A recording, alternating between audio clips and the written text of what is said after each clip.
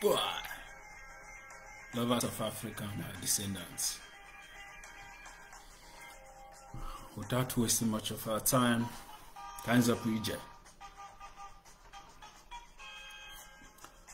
I have something very important to discuss with you today.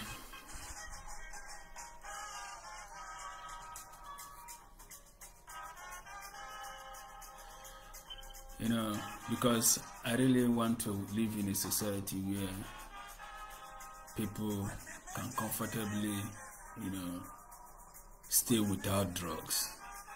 I want to live in a free drug society. That is why I have so much passion to discourage our youth, our society from doing drug. So today, we'll be talking about the causes of drug abuse and drug addiction in Africa. I came up with something. It took me time also to, to do this small research, pin down some points, yes, and that will enable us to navigate very well. Drug abuse and drug addiction in Africa, like in other parts of the world, can be influenced by various factors. Yes, so here are some of the common causes and the contributing factors to drug abuse and drug addiction in Africa. The first one is okay, I will say socioeconomic factors, which if you are to look into the socioeconomic factors, there's so many things that it covers, like poverty, unemployment, and the lack of economic opportunities can, drive individuals to turn to drugs as a means of escape, or, as a coping mechanism. In a land where there's no job, no company, the government and the privates are not really doing much to reduce unemployment or poverty in the land. Because people, most of the times, it's frustration and idleness that normally lead some of the youth into drugs. Or sometimes their friends will lure them into drugs. You cannot really pressure one to start doing drug if the person is not idle. Yes, sir. So one of the factors is socioeconomic factors, yes, sir, which poverty and unemployment are the major thing that push people into drug. And another thing is accessibility. The availability and accessibility of drugs play a significant role. In some regions, illicit drugs may be readily available due to weak law enforcement, smuggling routes, or proximity to drug producing countries. Maybe you live in a country where your neighbors are into drugs. It will be very difficult for you to control the number of, or the volume of drug that will be entering your country. Or you stay in a community that has a border with maybe a state or a community that are strong, that are very deep in drug business. It will be very difficult for you to control the drug that are coming into your community or into your state. So another factor is the cultural factors. Cultural norms and beliefs surrounding drug use can influence patterns of abuse. In some communities, Traditional practices involve the use of certain substances may contribute to drug abuse. Sometimes even I remember then when we were small, they used to ferment.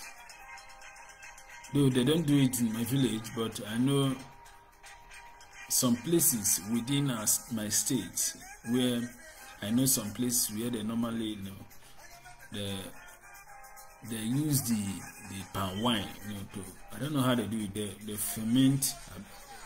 Should I use the word ferment, or like they kind of boil it to a certain degree that the thing will turn to pure raw alcohol. I don't know how they do it. But after that, they sieve it and bring out the alcoholic content of it, which will be very, very concentrated. And if you take it, it will be pushing around like this. So cultural factor could also be a challenge. Could also be one of the causes of drug abuse and drug addiction in Africa. Another thing is political instability and conflict. This one is very, very important. And if you look at Nigeria, for example, not just Nigeria, look at Congo, look at Sudan, look at Somalia, Chad. Some of these are countries where there are extreme poverty and where there is poor governance, where there is instability. If you go to those areas, or if you have people around that area, you can ask them. That there's high consumption of illegal drugs in those areas. Yes, and it happens almost in all African communities. Yes, and we know that drugs are not only used in Africa; it is used almost everywhere in the world. Yes, and but my concern is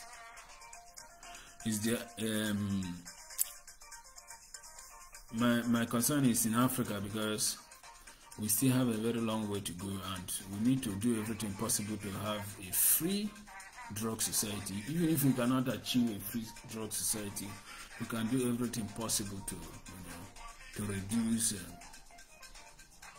the illegal drugs that are flowing within our continent. It will really help us. It will help our young ones not to be a victim of these illegal drugs.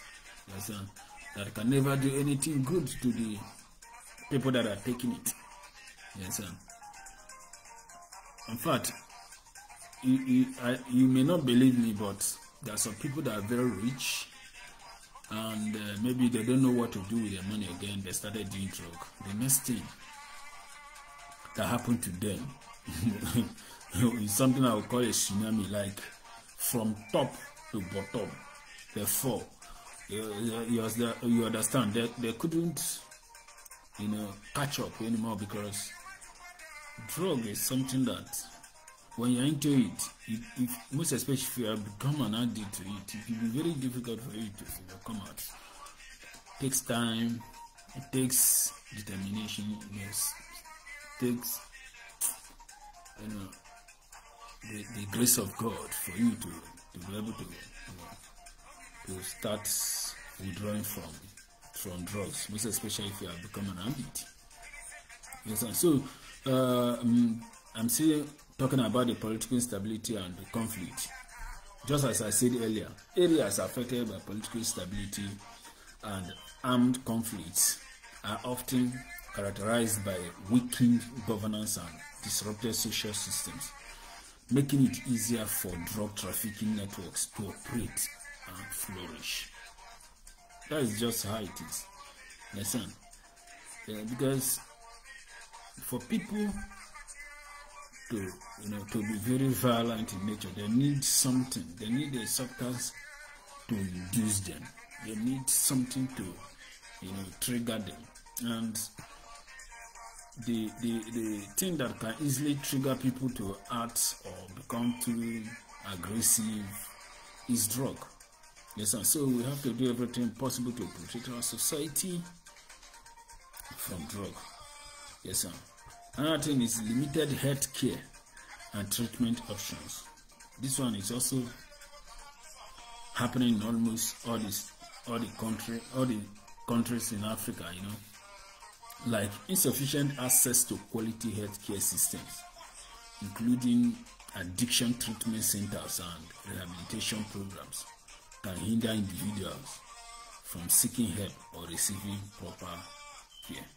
This one is just general, yes, and so, and the government can actually help to have some of these institutions or centers that will be, looking at the people that are already addicted to drugs, and maybe those that are having mental issues as a result of drug.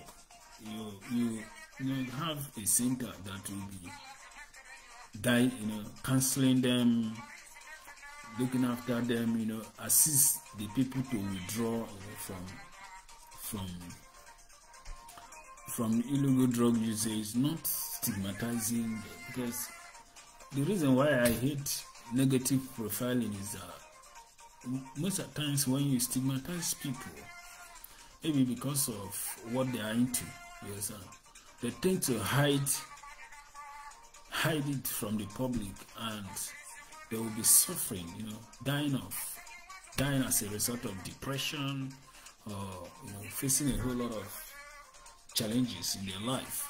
Sometimes they may even commit suicide and they will die. Yes, sir. So the government and the community leaders can as well do something, to help to reduce the stigmatization of those the already victims in the society. You understand? So another factor that I've listed here is peer pressure and social influence. Peer pressure and social norms can greatly influence individuals, especially young people, to experiment with drugs. In some cases, drug use may be seen as a way to fit in or gain acceptance within certain social cycles. This one is very, very important. Like I said this in our last video, that I made.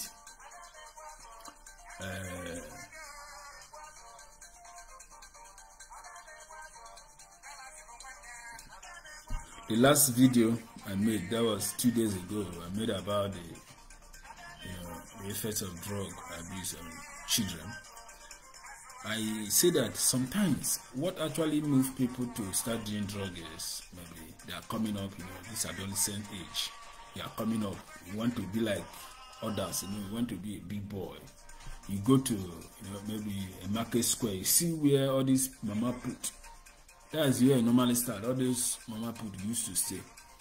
They will stay there, and you will see the big boy coming to buy a plate of food and tell them put vegetable one side, you put fried plantain one side, you put like 2 meats or 3 meats, and you know how the aroma of that thing. So when they are taking this thing, when they finish taking it, you see them staying just a few meters away from where they are selling the food to be taking their drugs, and you see the young ones, they will be seeing these ones as the people, because when they are there, anybody that is passing will hear them. So most of the times people want to be glorified, people want to be praised, So most of the time when they look at those people, they think that is the right way to go. You understand? So they want to be like them. They want to test that thing that is giving them the morale, that is giving them the energy, Or you see people that are very strong, seems to be very strong in the society, any little thing, they will tell them that this set of people will be called, and if they arrive here, there will be peace, or there will be this, or there will be that, you know.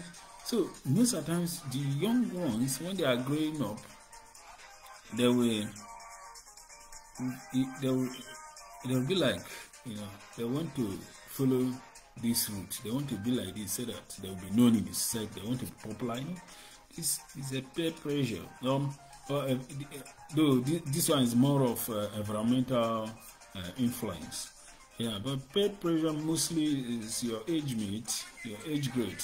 Yes, seeing them, you know, doing something you cannot do, being so bold, you know, to do some certain things, even to come out in the public to act, you know, you may not be too bold, but you see your age mate coming out to do all sort of things. You'll be wondering what is giving them the morale, you know. But when you check it, you discover that okay, these people, maybe it's because of the drug they are taking, or it may not even be the drug they are taking that is pushing them. So sometimes they'll be like, okay, I want to be like this person. They'll go and start taking drugs, or they want to, you know, fit in. They want to be area boys, you know. They want to be a monk. Yes, sir. In the process of being, you know, trying to be a monk, you see yourself becoming an addict, and to withdraw from it will be a problem. In fact, the person that made it to go into drug today, you may see the person tomorrow and the person is no more doing drug. In fact, the funny part of it is that the person may tell you that he or she doesn't like the smell of drug anymore. That's the funny part of it. So you have to do everything possible as a young guy or a young girl or as a child to stay away from hard drugs, because it can never take you to anywhere. Yes, sir. It will affect your memory, it will affect your education, it will affect your influence in society, positive influence in society. It will also affect the way you relate with the society. It will affect the way you view things. Yes, sir. And you may also be acting like somebody that is possessed. You know, any little thing like this, you will be so aggressive. You may have this mind to attack, you know that kind of thing. And you may not also be, you end up not being a good husband or being a good wife, you know, if you end up marrying. Yes, so you have to do everything possible to not even try to test drug. You know, I know many of us are victim of this at the early stage, and God helped most of us to come out from it. And some people were unable to come out from it, and today they are still into it. Yes, so we have to do everything possible to discourage more people from going into drug. In Africa, myself, I believe that if we be able to fight illegal, the unhealthy consumption of drugs, hard drugs in our society, in Africa, that Africa will begin to experience a new growth. We already have a vast diversity, and we have quite a unique cultural values, cultural connections, that can be harnessed, to make a society to be great. That we can harness our cultural values or heritage. That we can make Africa the attraction of world tourist center. And to have the kind of Africa we are looking for, we do everything possible to reduce the illegal drug circulation in African continent. We must do. In fact, it's not just one person that will do it. Yes, sir. We have to collaborate. We need a collaborative effort of everybody to be able to achieve this. If not, we cannot. Instead, our society will continue to be deteriorating, which we don't really want. Yes, sir.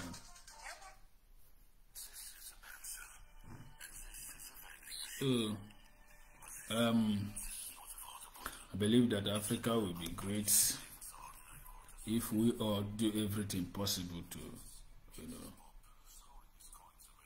to do away with our differences and embrace peace and embrace, you know, modernization. Modernization in the sense that we bring out our heritage, try to, you know, to harness it to fit into the trends in the world. Yes, sir. I believe that Africa will be great again. Yes, sir. So I have another point here: trauma and stress. This one is something that so many people are also into it. Many of us are victim of this one also. You know, experience of trauma such as violence, abuse, displacement can contribute to substance abuse as individuals seek to cope with the emotional pain or distress. Sometimes even normal people, sometimes you go to work, come back, you be so tired, you know. Some people will be like, oh, I want to relax my nerves, I want to sleep well, you know. By doing that, you go and start taking drugs. Before you know it, you become so addicted to it that you can no longer sleep well without drugs. Yeah, it happens. Not just like that. Even those people that are so used to drug before you know, meeting their partner or having a sexual affair with their partner. If you notice those individuals that are so addicted to it, they hardly do anything with their partner without drugs, which is really not good. Yes, sir. That's why so many people these days promote bitters. You know, they want to, you know, one of the drugs or drinks that sells very well now in Africa is these sexually enhanced drugs or even drinks. You know, because so many people think that with this they will perform better, not knowing that you are killing yourself indirectly. Yes, so we should discourage people from using drugs or, you know, drinks to do some of these things. I know sometimes trauma, when you have some painful traumatic experience, you may be triggered to go and start doing drugs. Yes, sir. Maybe in order to, you know, to relax your mind, in order to, you know, what actually happens is that the brain is already programmed to work in a certain direction, a certain way. Yes, sir. The brain is like a coil of this. What do they call it? You know how wires are being connected in a circuit, yeah. So what actually happens is that if you take some of this drug, what it does is that it enters into the brain and triggers the brain to start releasing dopamine beyond the normal rate that is supposed to. You know, normally your brain releases the dopamine, you know, but when it becomes so excess, it will make you to be feel relaxed. You think like, oh, your pain is gone, all these things. But immediately, maybe if you sleep and wake up, you discover that your pain is still there. So why do you do it? And before you know, even when you come out from that your situation, withdrawing from this drug may be very difficult because you're already used to the feelings. You're already used to the, you know, that urge. That's you know, that experience. You will always be triggered. You can't have it again. Yes, sir. So let's stay away from hard drugs and do everything possible to protect our society from hard drugs. And I encourage people that are having some stress and maybe traumatic, maybe it's people that traumatic events have happened in their life. that they should not depend on drug for solution. Instead, they should kneel down more and pray. Pray to God for the solution and for mercy. Yes, sir. That would be my advice. Or you head to the health center for help. It will be very important. If you go to the hospital, the health practitioners will be very happy to be of help to you. Another point I have here is lack of awareness and education. This one is one of the things that is also affecting us in Africa, because many people don't want to talk about drug. Nobody want to create the awareness in our society. Nobody really want to say much about drugs usage, especially the illegal drug usage in our continent. So because of this, many people, many young ones grew up not knowing or not seeing the danger involved in doing drugs.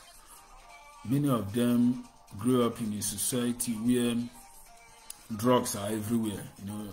Go to a place like Ajigule, a place like Okpoko. All these highly populated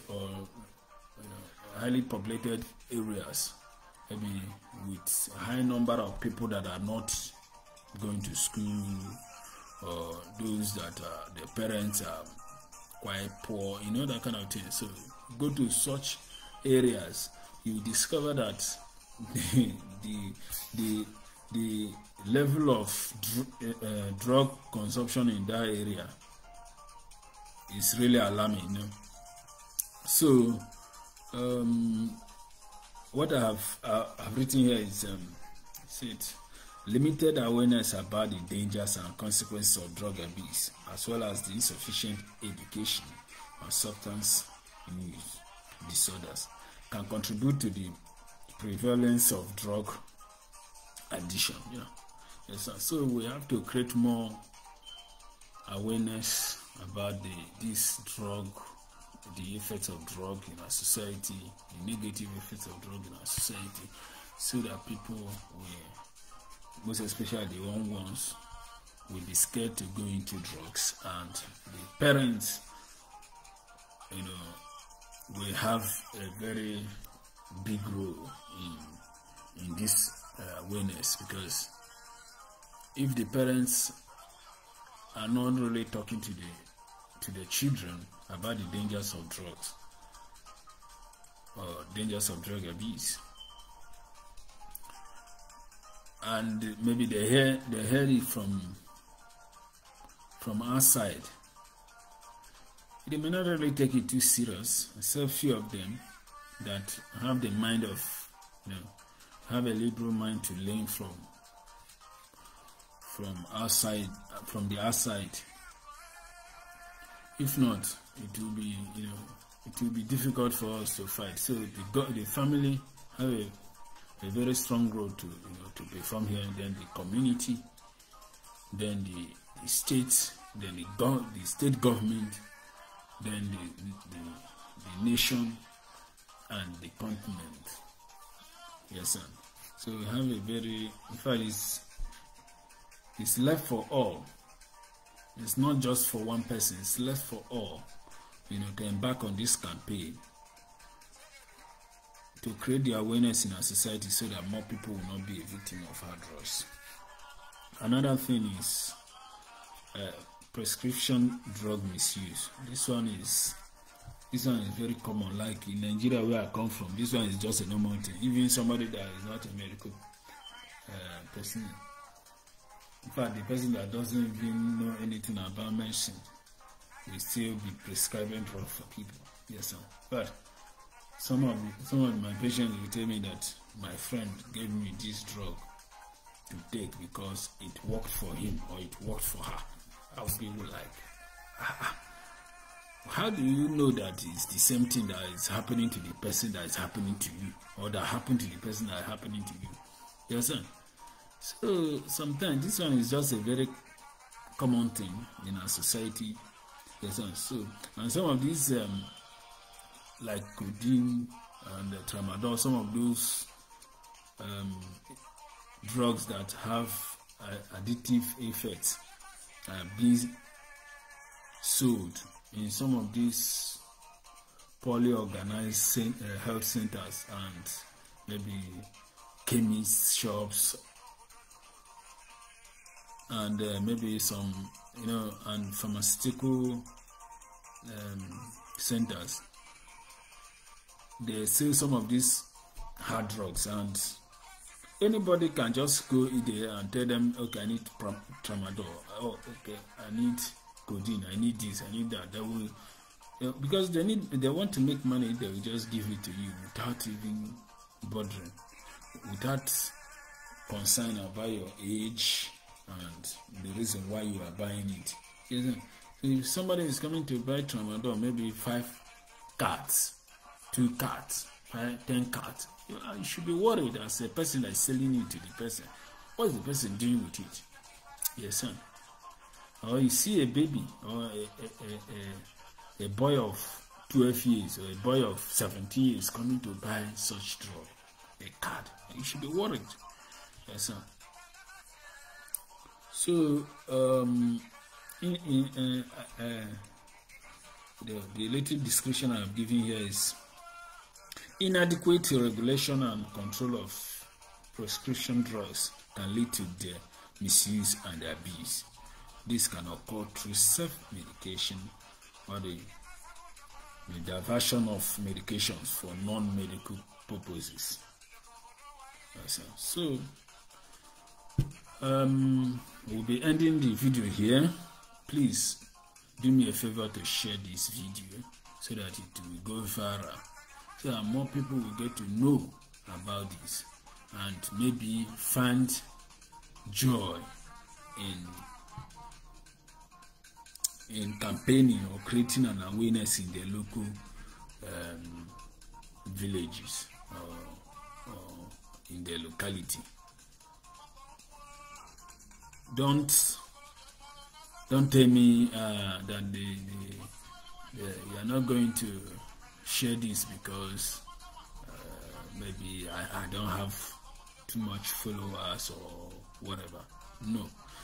If you do it, 1 or 2 persons will see me and start following me, and they will share this content. It will go, it will go across the continent of Africa, and many people will learn from it, and even the victims will start looking for solution and know that drugs cannot really give them or cannot provide solution to their problem or to their trauma, to their stress or whatever they are passing through in life.